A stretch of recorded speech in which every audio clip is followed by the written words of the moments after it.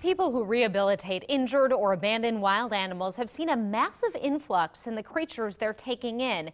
And Nebraska Wildlife Rehab says its busiest months are now upon them, July and August. Lindsay Thies has the story.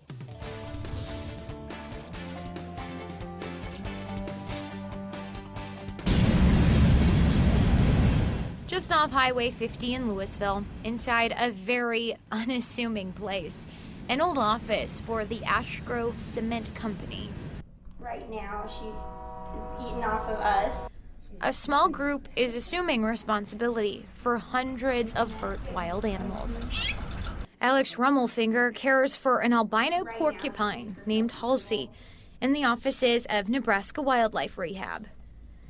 The animal came to them 4 weeks ago from the Sandhills after a car hit her. Abscessed leg, puncture wounds, big huge open wound, lost quills. Those injuries could have easily killed her. So this is a coyote that had a broken leg. That voice you hear, that's Laura Statney, the wildlife group's executive director. They're so cute and people get so attached to them, but really the most humane thing to do is to allow them to live their life in the wild where they belong. Think of her like the Dr. Dolittle in charge of getting all of these critters. She is going to be going out into an outdoor enclosure soon. Back out to nature. Yeah. So in this case, this is an appropriate behavior. We want them to be wild when they're released. We want them to avoid people and to be aggressive when necessary. Statney's menagerie is growing. The bathroom covered with cottonwood branches for Halsey's home.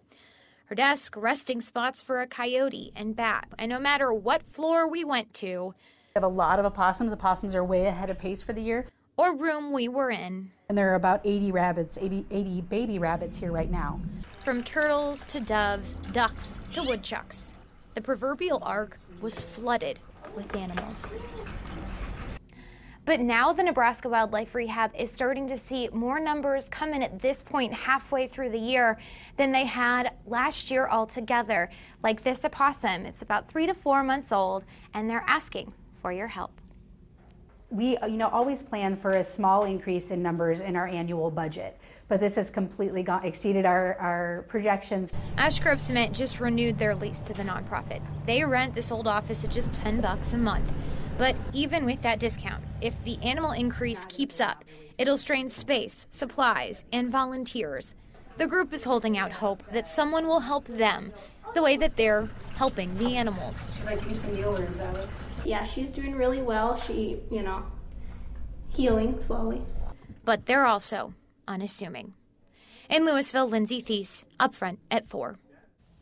Nebraska Wildlife Rehab says Minnesota and Iowa are also seeing large increases in the wildlife they are taking in. They're calling it a regional anomaly. Pretty cool to see those animals. See the variety that's there. The coyote there. Interesting.